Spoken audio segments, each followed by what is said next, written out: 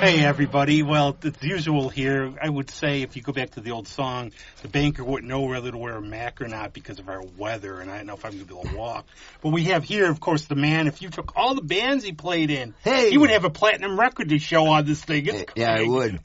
For the most entrepreneurial He's in like 100 guy. bands, so, and we're very thrilled this week. There was very special guests, and I call this Storytime because we're going to talk about her life, her relatives. You might have heard of some of these things. And we're very grateful to welcome Jill Richards. Hi, Jill. Thank you. And Hello. I have your name right, which was good because I keep goofing it up. You did put the S on the end, yes. Well, no, I thought, for some reason, I thought Douglas for some reason. I don't know why. No. Well, my name's Douglas. No, I'm Jill. Jill Richards. You're going to fit in just fine here. Oh, good. Now, the one thing I want to talk about, if you could frame the era and where you grew up, what was it like? Was it 60s, London, England? Yes, it was. I was born in 57, so it was the 60s. No, you're on the podcast. You were born in 87. Pardon me. No, I grew up in the 60s and 70s in London. I'm only 28. Same here, so don't feel bad. You're in good company. 53.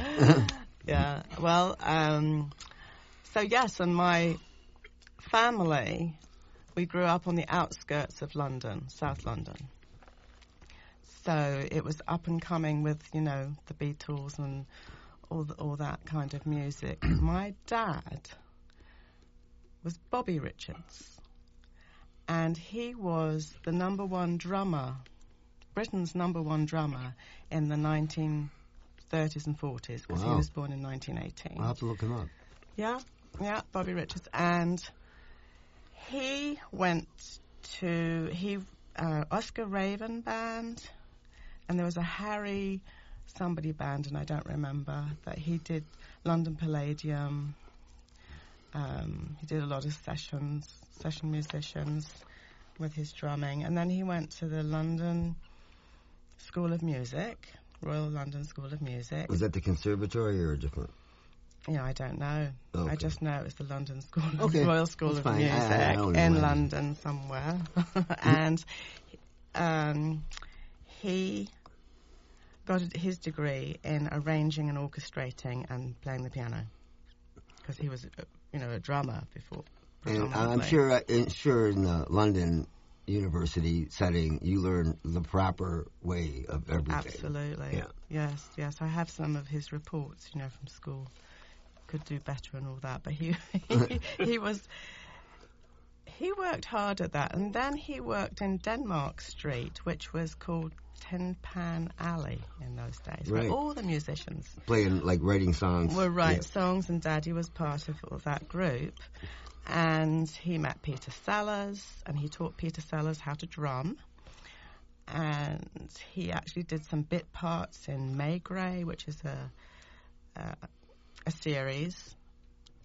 And he was the bellhop, and I actually have the CD of that.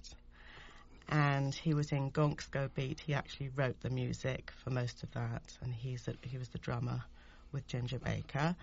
And if you look up Gonks Go Beat, you'll see my dad. He's with the sunglasses on the left and the blue. What's it called? I'm sorry. Gonks Go Beat. Oh, okay. Well, I will do that. That's cool. And he wrote that music.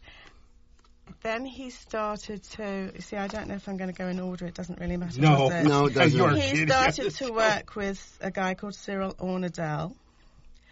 And he did Edward the Sixth with him, which is a movie.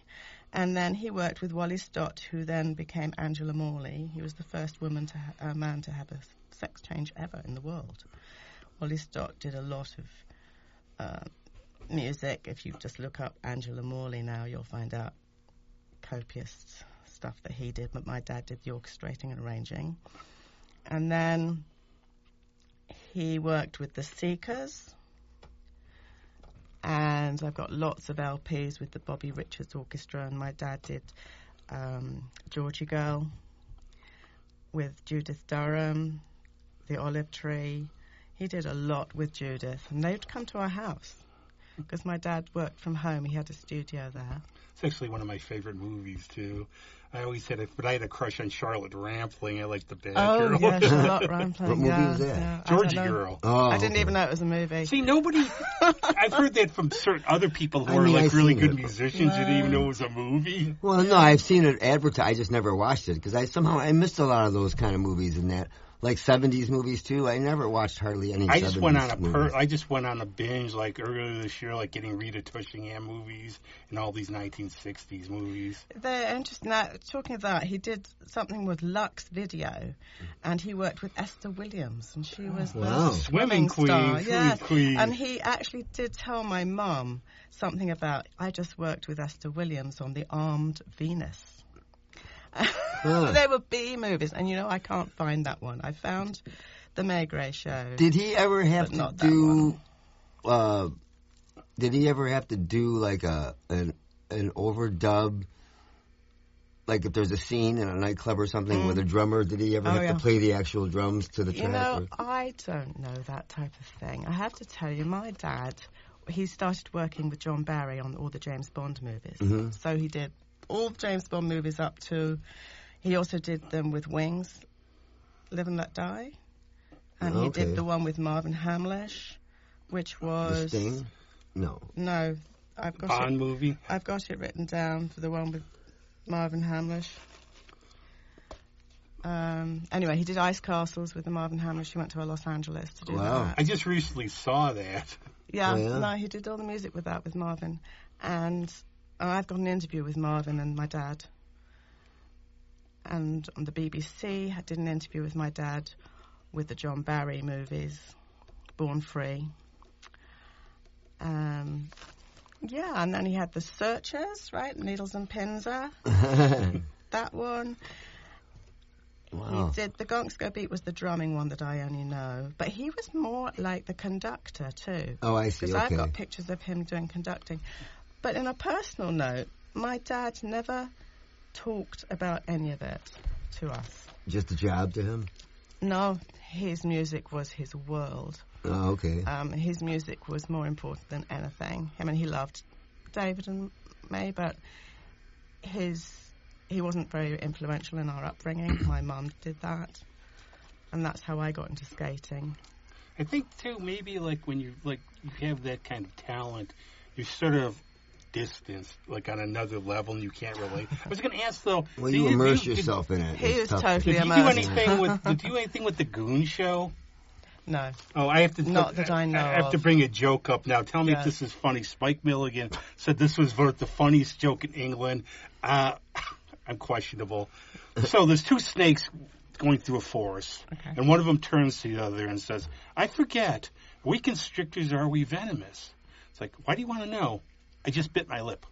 Oh, it's funny. I can't think that's the funniest joke in, like, No, I don't Spike think Milligan so. said that was the funniest joke in England. Well, maybe it was at that time. Now, I do like Peter, okay, Mike Murray plays him on his show. Hey, Mike, 40th anniversary, that was awesome. Hi, Mike.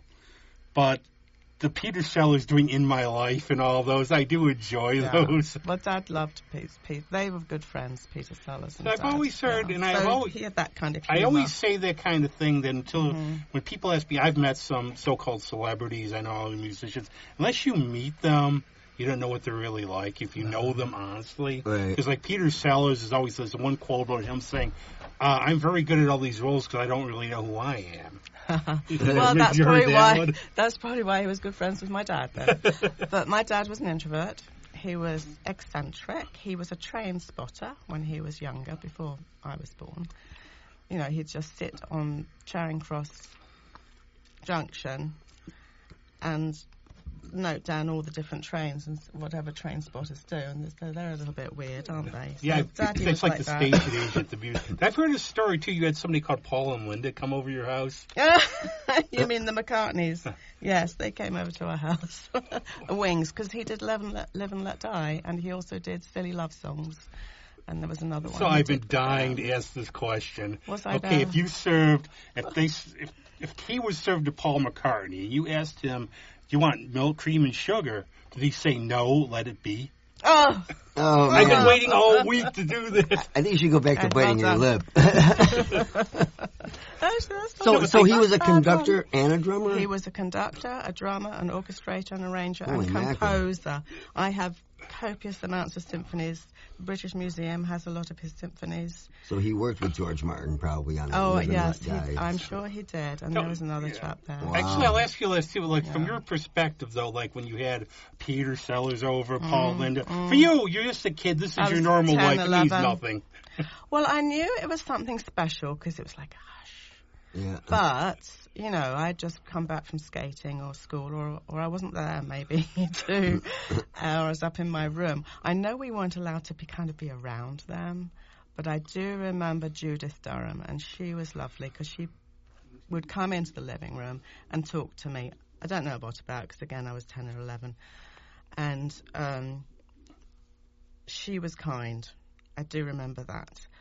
But the other people, and I think some of the searchers were nice too. They wanted to talk to us. And Ted Potter was another one. He was with my mum and dad. They were the Diamond Trio back in the 40s. They did a little gig. Ted Potter was on drums. His mother was a very famous comedian, Hetty Jakes. I think her name was Hetty Jakes. She was a British comedian. And so there was Ted, my mum, and my dad. They were in a Diamond Trio, and they went around, Jersey and England, doing these gigs, I suppose you call them. It's always interesting when you trace the vaudeville to radio to TV to how all that stuff works. You know what I think of? I think of like the Kinks song "Come Dancing with the Pally," and I think of The Entertainer with Archie Rice and those Seaside.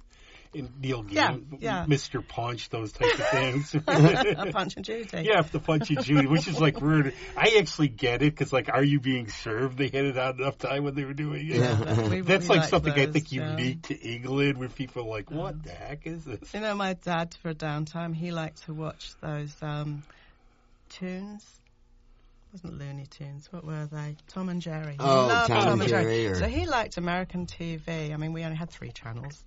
The irony is, like, you're here talking to somebody whose favorite show is Doctor Who, Monty Python.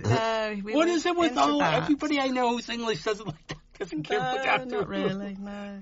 But then, so my brother, I suppose we could talk about my brother, who was the producer of Queen, the group, and David Bowie, and Duran Duran, and Iggy Pop. And a heck of a lot more. And a heck of a lot more. There's so many. And he started off at Chappell's Music under John Timperley, John Timperley was the main engineer in those days. And he said to Dave, I'm going to Switzerland, to Montreux.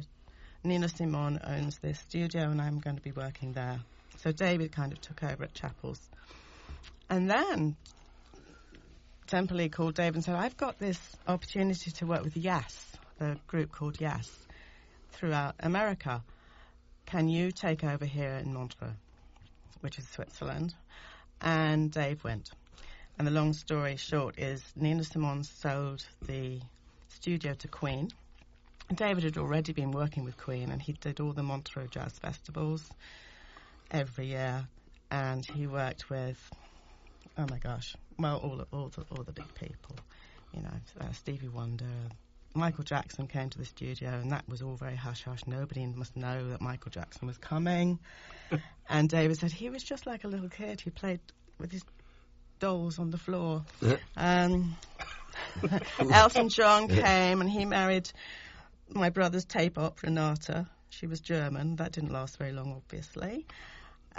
And then he was a busy man. He toured a lot. Came and she married. Which Fleetwood Mac? The original? Yeah. Which one did the original? She married. I'm a Peter Green man. That's why. No, one of the girls married one of my brother's tape ops as well. It seems to be a little marriage bureau going on. But David. That's rock and roll. It's music. I met David. I'm doing really rambling here, but I met David Bowie, and I didn't even know David Bowie. That's what we do. To see him, because I was so used to all that makeup that he wore. So I went to the studio to say goodbye to my brother. This is in Montreux. And David said, "Oh, Dave, this is my sister Jill." "Oh, I didn't know you had a sister, but then I never asked you about stuff like that, do I, Dave?" And Dave Bowie said to my brother, and my brother, we chatted. And then when I left the studio, I went, okay, this was a very tall, blonde, good-looking man, that was David Bowie. Right. And if I had known at the time, I would have been a nervous wreck. You know, I wouldn't have been able to talk to him. But well, he was the greatest promoter because he just had this concept and he just went full tilt on it, you know, and he was, nobody understood him when he came out. But he created that persona, and I think everybody just thought he was. Yes, I thought he was And what I actually exactly. and what I also like too is you never knew. It wasn't. I think that was like one of his little flaws in the '80s was he got this huge success again with Let's Dance, and he started calculating like Tonight. It's a little bit too calculated, where it was before, I'll do whatever I want. Yeah. And you wouldn't get bored. Right, and like some people were like, okay, do you like his Eno work? Do you like this? I mean, for me, Ziggy Stardust is still his They pop. say that he kind of copied everybody, don't they? Or was that Rod Stewart? Somebody, one of them, Rod Stewart or David Bowie, was supposed to be known for just copying different. Well, Rod Stewart, the more, first time I heard musicians. Sam Cooke, I go, wait a second, that's what Rod's doing. Yeah, It's just like maybe Robert it's Plant, Rod. Howlin' Wolf. Right. You know, remember the saying, though, I don't know who said it, the mediocre artists copy, the really good ones steal. Well, there you go, then it was probably David Talk Bowie. about tangents. Only steal from the I'll go back best. a little bit. See, we do go on tangents on the show. You were sort of born in, like, sort of the nexus in music for, like, when rock was coming. And did you ever was Lonnie Donegan still a thing when you were, like, little? Never Because heard before, of wow. Sorry. Every See, book. I wasn't the musician. Every book Right. I read, like, Greg, every book I read, Steve Marriott, anybody, Skiffle in London. Right, he's always mentioned. He's always mentioned. But the thing with Britain, I think too, in that time, they were very influenced by American rock and roll and blues, and all that and it got filtered Jazz. through the English personality and whatnot. Yes. And I think that's why we have such great music, because it's the same thing with the Beatles. They just took rock and roll and twisted it around. And I love the names, though, like Georgie Fame, Billy Fury. Georgie Fame. Yeah, those. I just love them. But the other thing about that, too, is you have to remember, Billy like Fury, now, okay, you want an album? I'll look it up on my phone and I'll order it for you while we're doing this. Back then, it was so hard to find them. Yeah. So you would get, like, Jimmy Page, all these young guys, Keith Richards, Mick, all of them, they would try to go around and they'd get it and listen to it, because it was so hard to get them. So if you got a blues album, and that's the supposed story of the Rolling Stones was that, Mick and Keith were acquaintances. Waiting on the and they were train waiting platform. on a train. Mick had a blues album, Keith wanted, and that's how they formed this. And then with Keith would say afterwards, well, we didn't say I could listen to it, I would have robbed him.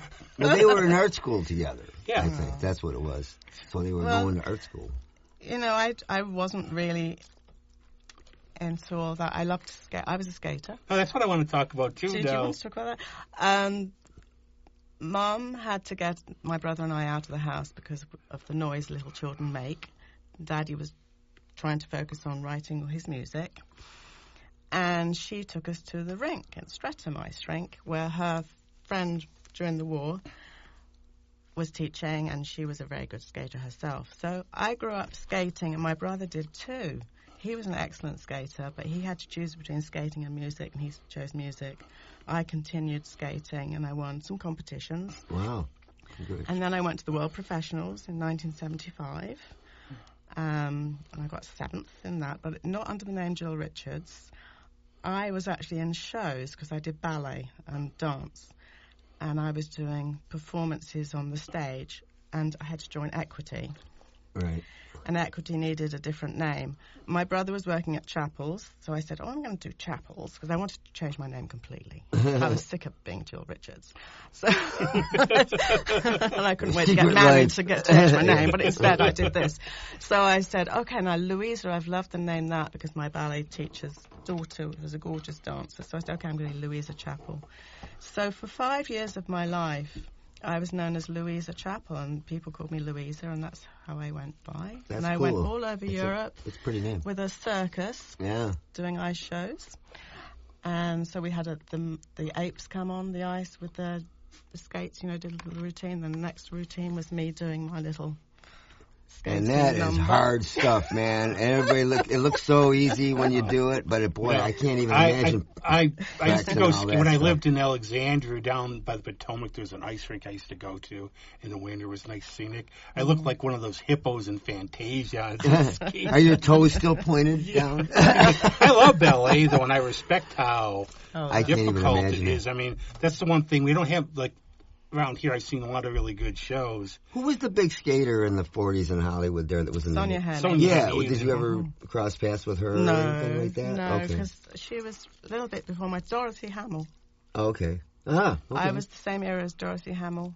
That's, good enough. Yeah, and in fact, Dorothy came here because she was a representative, not representative, what do you call them, for Bausch and Lomb. She was the it girl. Right. Peggy Fleming? Peggy Fleming, a little before my time as well. So I'm trying to put them, I'm thinking of when I grew up, like watching Wide World of Sports and all these. Yeah. You know, you get like my dad who was like the typical, army guy. What do they got that skating on? I'm like, get it on, because they would go shift through the sports. Go home and you try it, Dad. Now, hasn't it? But that's what my profession was, and that's what I did when I came here.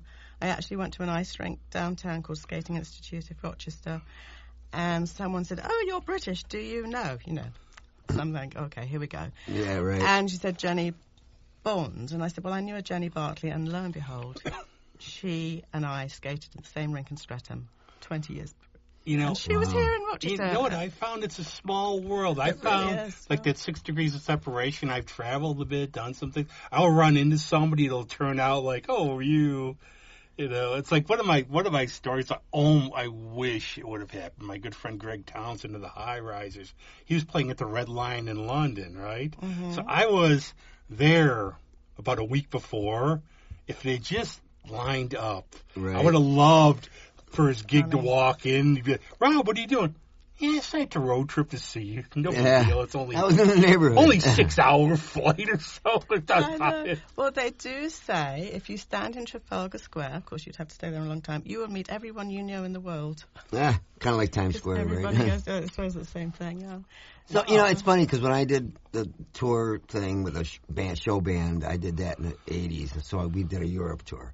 So we were in Germany and had some bases. But we were in Zurich. And I love Switzerland. I just loved it. And we were in some little place called Ascona, Switzerland, which is near Italy. Small place. But man, the pace, everything, the cafe. I mean, that whole vibe is just the best. Isn't it? I love Switzerland. We ask the tough questions on this show. Traveling Europe, what do you think was the best chocolate? Either of you? Well, it's got to be the Swiss chocolate for me. I don't remember. I love Swiss chocolate. Why? What do you like? Point, counterpoint. I think Belgian, actually. Do you? Belgian. Yes, no. There's no wrong answer. Yeah, right. There's no bad chocolate. This isn't like politics. It's like, oh no, get off the show, you're wrong. Yeah. And then the wine in Switzerland is so good they can't transport it out. Oh, wow. It doesn't travel. So they have good wine. My brother now has, he passed away in 2013. And Brian May of Queen did a wonderful write-up of him. If you look at Dave Richards, rest in peace, R.I.P., you'll see Brian May, Duran Duran.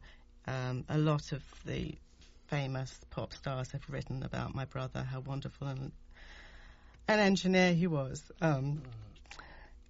It was just unfortunate he had not such a good personal life. David and I had a tough time. Sorry, I lost my mum 2 weeks ago. I know. It's all.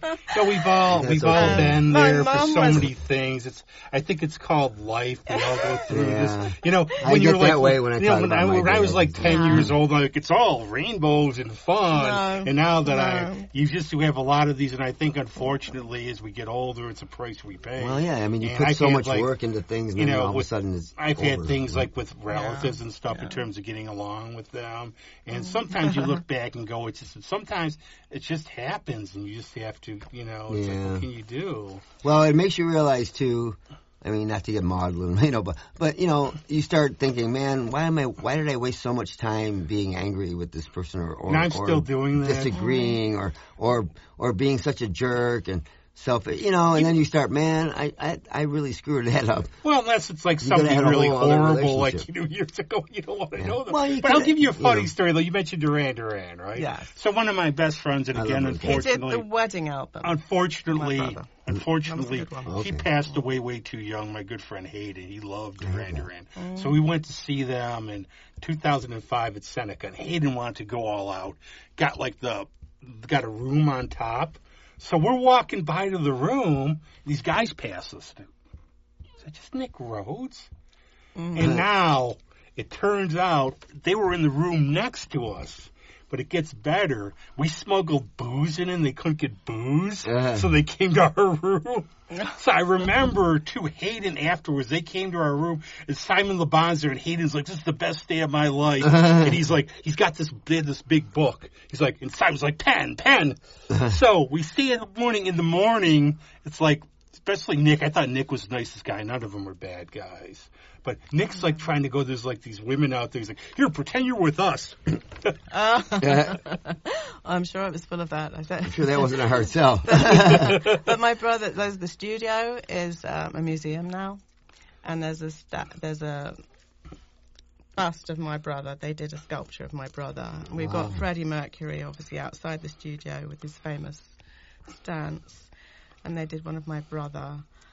He was the hero in Montreux, in Switzerland, and they were very annoyed actually when that Queen film came out. See, that's what I And like. my really? brother was not mentioned. No, but is there anything now They're that you could furious say about that. in there that you would say was like Yeah. totally false or anything? Well, I didn't I know. watched it once, so I don't. I didn't know anything about it. I wasn't a Queen follower even. I mean, he was my brother. I did see the movie, but I You know, wouldn't a lot of know. it. A He lot of wasn't those mentioned, movies so are. why would See, I want I've to read watch about I've read about Freddie Mercury, and he's sort of like how typical of people like that are. Stars like. People who are like over, like I knew Lux a little bit from the Cramps, and if you saw him, he's crazy on stage, but he's really shy off stage. And what I read from a couple books about Freddie is like he was a sort of a quiet guy. His best friend, she said, he just wanted to be loved and off stage, but that was a stage persona. It's like when Greg's on stage and he's doing stuff, and he's a wild man drummer and everything. Jumping up and You're a down, drummer yeah.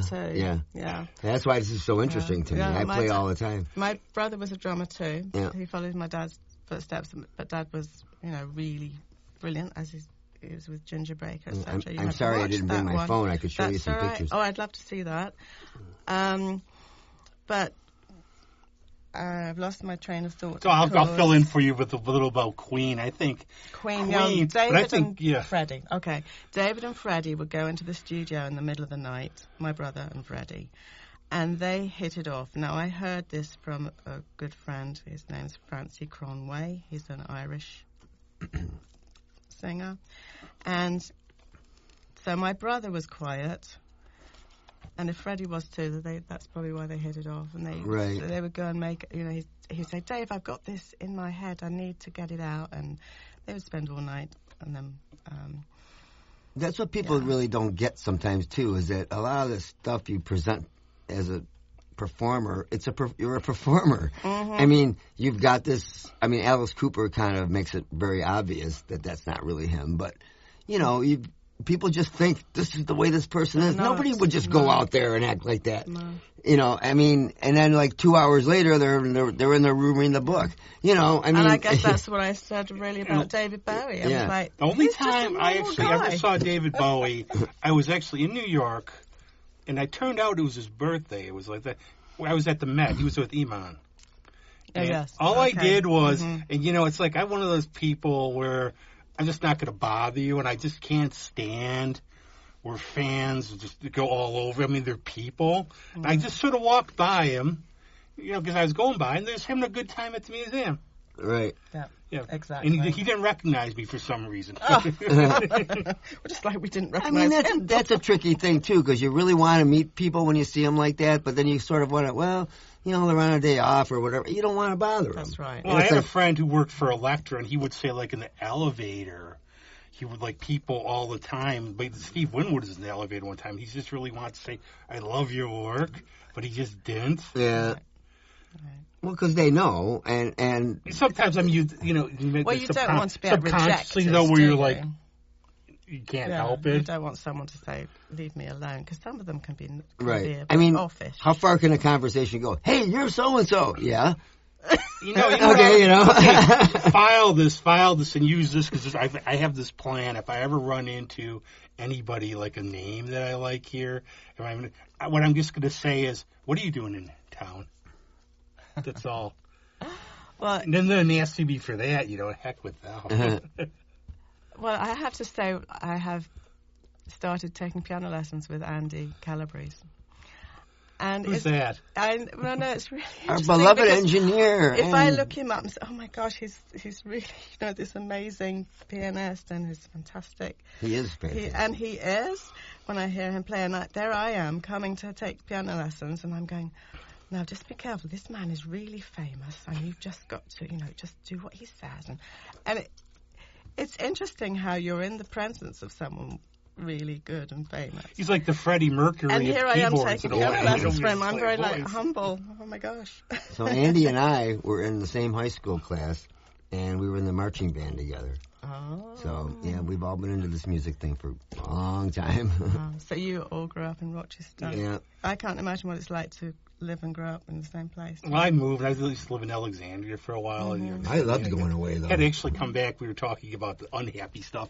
I had to come back to take care of my parents. Oh, yes. Everything. Yeah. But that's the other thing I go on. No, but that's kind of a tangent here is because I noticed when I got this opportunity to go on the road with these different bands, you see different places and you see different ways of living and and you're so used to what's here, and you come back and you go, man, they don't have a clue here what the hell's going on. I know. I mean, yeah. the pace is different. The big world coming. The music thing is different. In Europe, I just noticed people like music. They like living. They live to enjoy things. Yeah. There's not this constant fretting about. I mean, there probably is, but there's some, of course. But you know what I'm trying to say? No, it is different. America is very rushed. Driven. Get it done now. Yeah. I mean, if you're in Spain, it's mañana, and that's true. But my brother did a lot of work for the European, and my dad probably did too. But I don't know that side so much. I just tell you, I know we're probably going to wrap up. No, we're fine. No, we're good. We can go as long as you want. My upbringing was a little chaotic, but before David and I were born, my dad was into Scientology.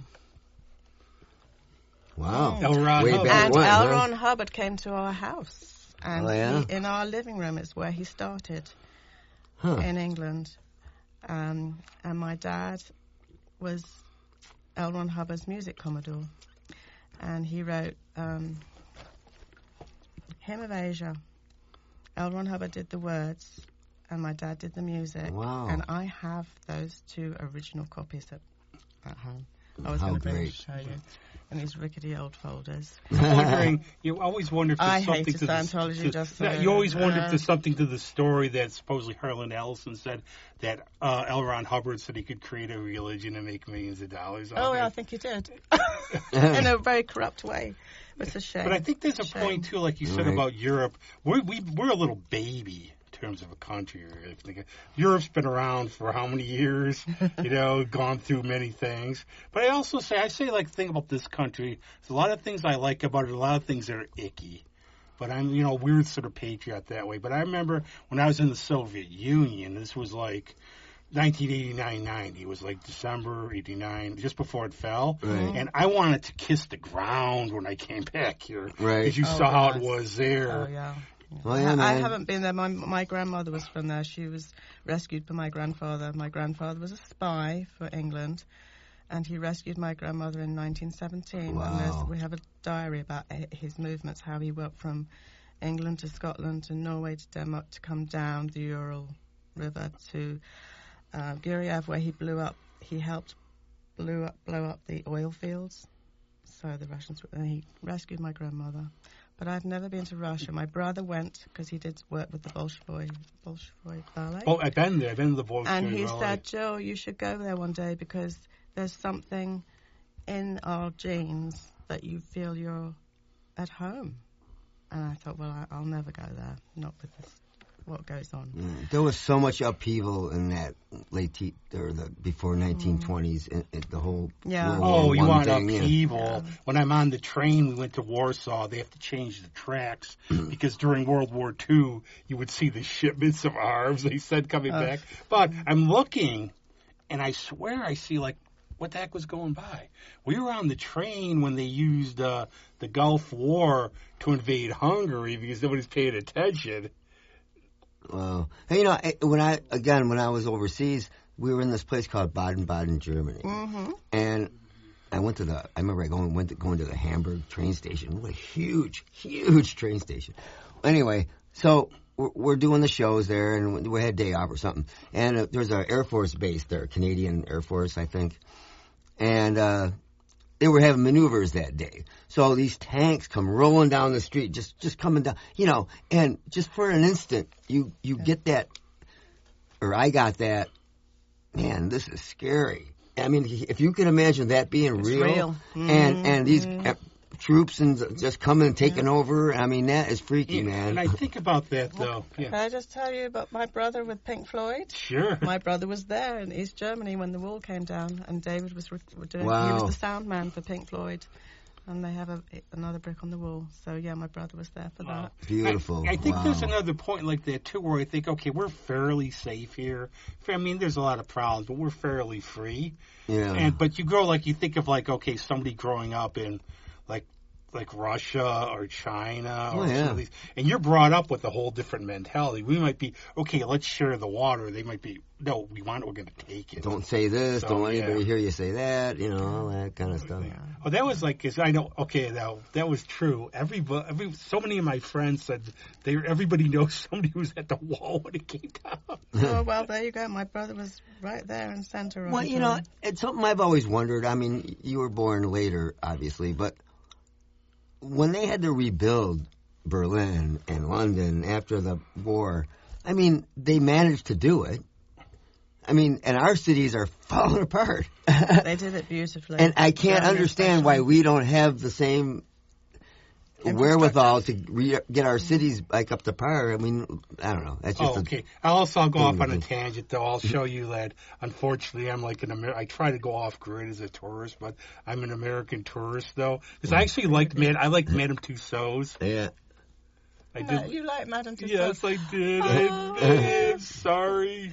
I think I've tried to take my husband there and his daughter a few years back, and the queues to get in. When we were in London, we just had to go. The queues were so. You're just going to have to go to Niagara Falls and go to Ripley's, man. That's it. That's the poor man's Madame Tussauds. It's coming out now, just what the kind of band Queen was, though. And I think that, they weren't as appreciated just for, like, groundbreaking as they were in their time. Yeah. And just how, they had a little bit of... they were the first, not Kiss. Queen was the first, like, big stage show. Yeah. Growing up, and my brother, he was my brother, so I didn't really follow all this stuff at all. Where is he? Oh, he's out with some group. Yeah, exactly. Oh, he's doing the Montreux Jazz Festival and Duke Ellington or somebody's there. I don't know. He's, Ella Fitzgerald, Bing Crosby. He's wow. Classics Holy too. mackerel, what a great legacy. And my dad too obviously did a lot of stuff. But now, just if you want to finish off, there's a guy on the West Coast called Brandon Drake of New Nation Music, and he is doing a book on unsung heroes, and my father is one of them. Great. Because That's great. John Barry never recognized my dad. He did once, apparently. But my dad really wrote the music of the James Bond movies. It was more than orchestrating and arranging, and it's being proven now.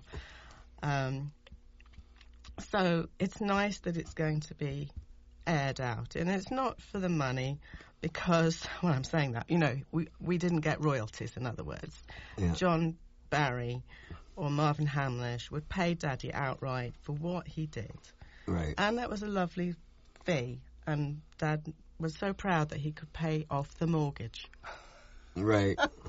And my brother was very angry at John Barry for not letting Dad have any say, any credits at all. He was the ghostwriter. There's a lot of those stories in the business of writing and comic books, everything. Yeah. And But to be fair, if it wasn't for John and Cyril and Marvin and people like that, my dad wouldn't have got the work because he wasn't outgoing enough to do that. But they were, and he did wonderful work for them. They do it just this side of illegal. They make sure it's legal enough. Yeah. You know. Yeah. But my brother actually managed, he fought tooth and nail with the lawyer of Queen, and he got a royalty for one of the albums. But I do believe it was one of those not 50 years after your death. Continuing, I think they said, but when you die, it stops. Right. So I don't think his kids are getting it, which is a shame. But it was a time to start the trust fund. Yeah, it's amazing what comes out. But like my dad loved his music, and David did too. I was going to ask you, what kind of music do you like? Megadeth, Slayer. Yes. I like all music, I guess. How many studded leather jackets do you own? If I was, I always think of skating, I would skate to, Yes. And wow, Pink, what, like an hour skate? Deep Purple. When I was 14. That's and, cool. Oh, I loved to skate to them. I could just freely, jumping, just a feeling of being free. I would skate to those types of groups. And then on the other hand... That's neat. I would love some of Elvis Presley or something, So I read Steve Howe's autobiography a couple months ago about all that. I'm just picturing, okay, I'm going to skate to Yes. I don't mean the whole album topic. Give me a little song. But I did Santana. I skated to the World Professionals. I did Santana and Elton John. I mixed the two. My brother did the mixing for the tapes. That's awesome. I was going to ask too. That's going back to skating. What is like the most sort of difficult moves that I did? That anybody would you say to try? Me lacing the skates would be the most difficult. But I mean, if you're going to be a pro, what would be like sort of like the hardest really thing tough? is to learn to skate. Really learn to skate properly, to stroke, to glide, to feel your edges.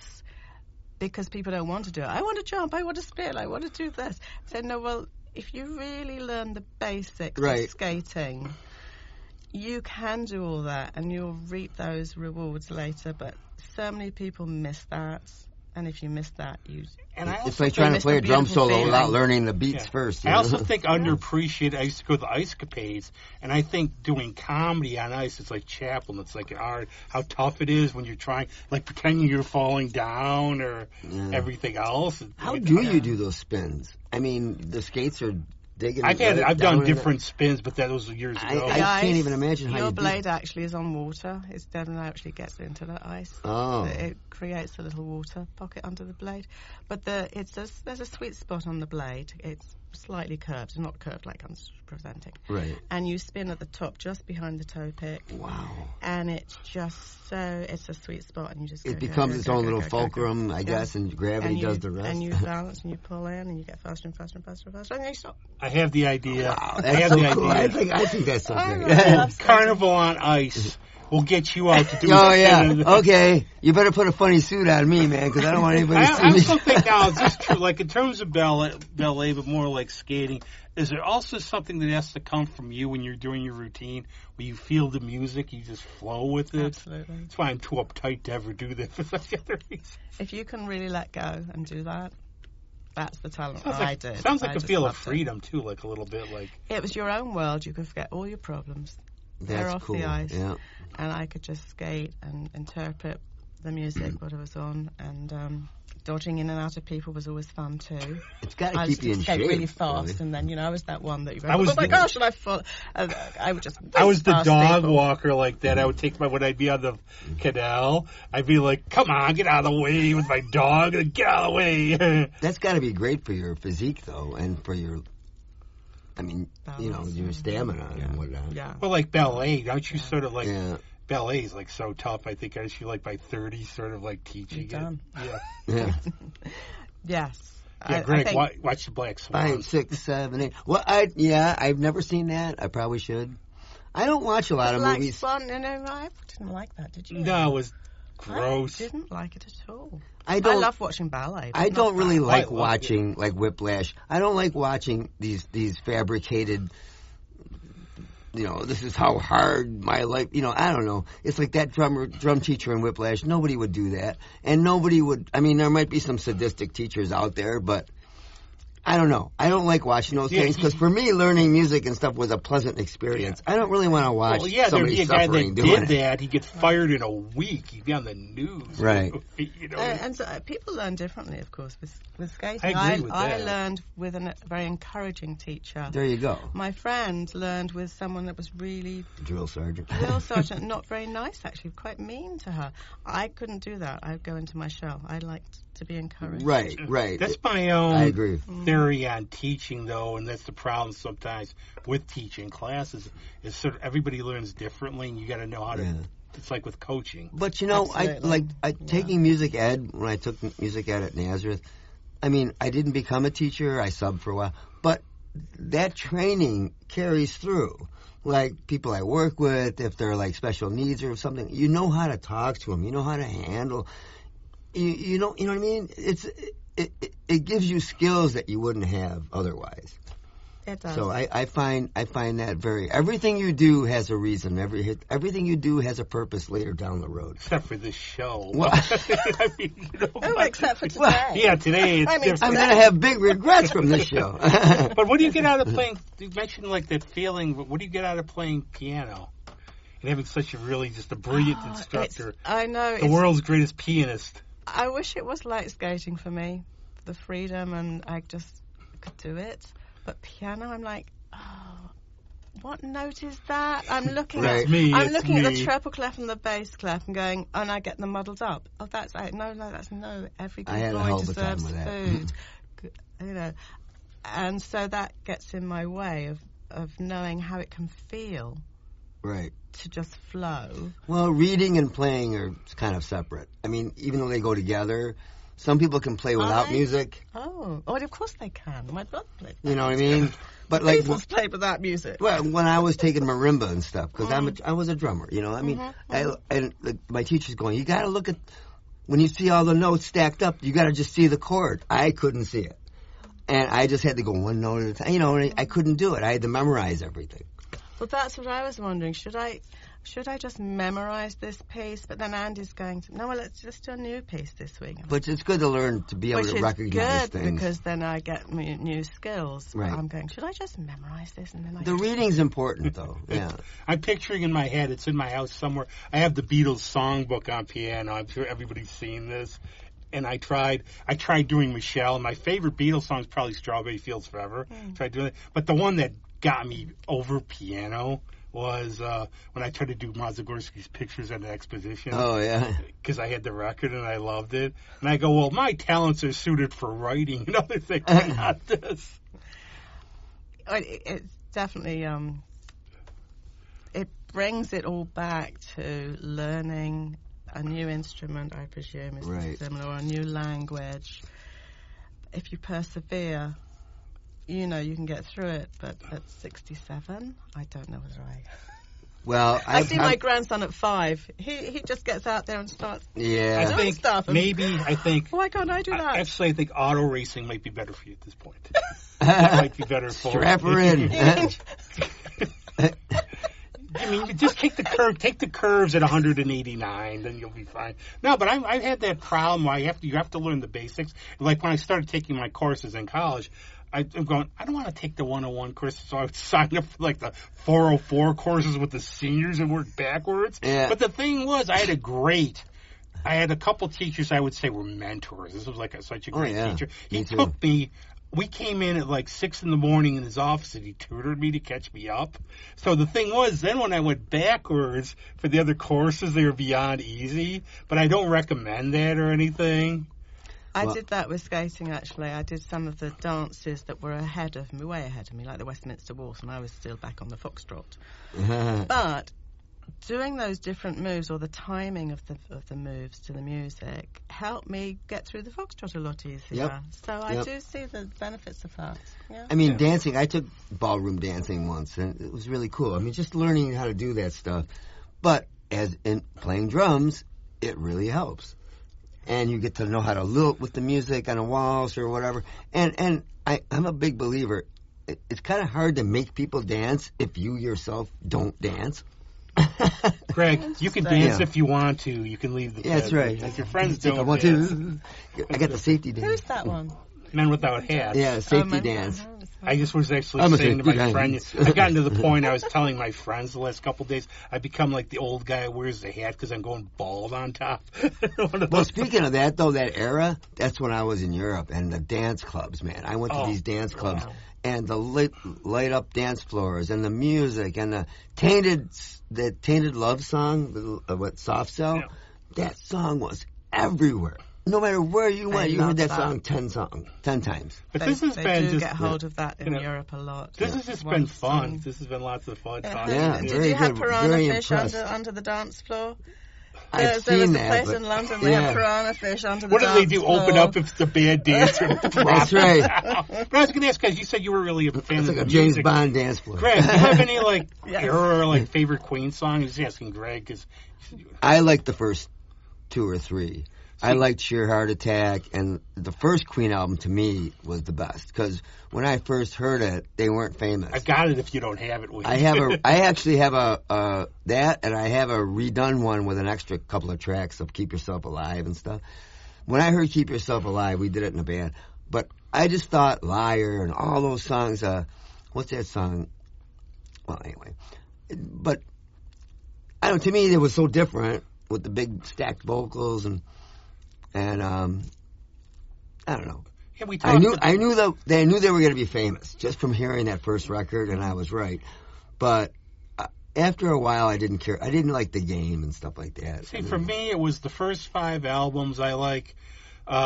I Want It All, which is another one. Right. But I think I give them credit, though, for like Hot Space, like Brian May said it was before its time. There's a lot of funk on it. Right. And at least what they did, they didn't go, okay, we have this formula, we can just keep doing it. Right. We're gonna do different things. And I think they also, we talked about this on the show last week, about you saw a performance, and the beauty, I was telling Andy outside, Freddie, interesting character, so I grew up in the 80s.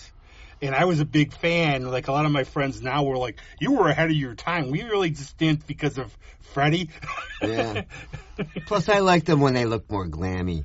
I was really into that stuff at the time with the long hair and the frilly lace. And I just love that stuff. But they're one of those, I think, people now are just getting just how, I just to finish on that with the Queen, I've never talked about them before. My brother passed away, and my sister was a producer of Queen, and I get so many different reactions. Oh, I didn't like Queen's music, and I'm like, okay, I didn't really ask your opinion, but it's interesting to know.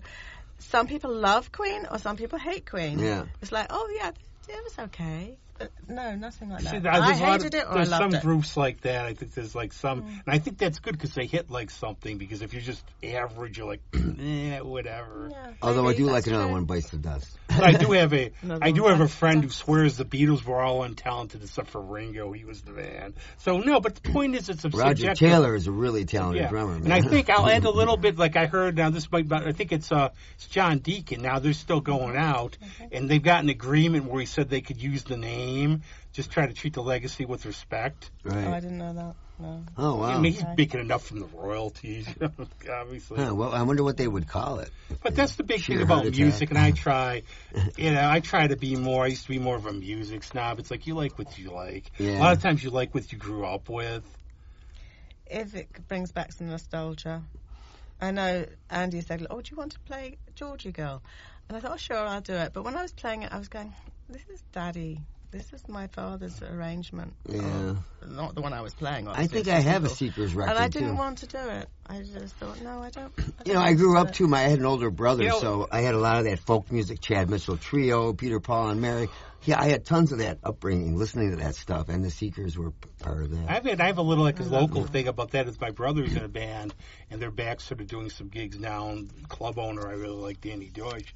He asked me why I wasn't at the show, and I said, I grew up with this stuff. I don't want to see it now. Yeah. I just don't. But I also say thank you to the Peanut Gallery out there, which was very quiet. Yeah. We put you to sleep. You can say hi. Say hi. Okay. Yeah, my family here. My daughter from California. Well, it's good to be supported. Yeah. well, we're, being on this show is a big deal. So. Yeah. But thanks a lot for everything. This was really Thank you fun. so much. And now we're going to have, speaking of Georgy Girl, we're going to have somebody else play Georgy Girl. Oh, well. Our very own maestro. Dun, dun, dun. Andy Calabrese. Yes, please. That's all.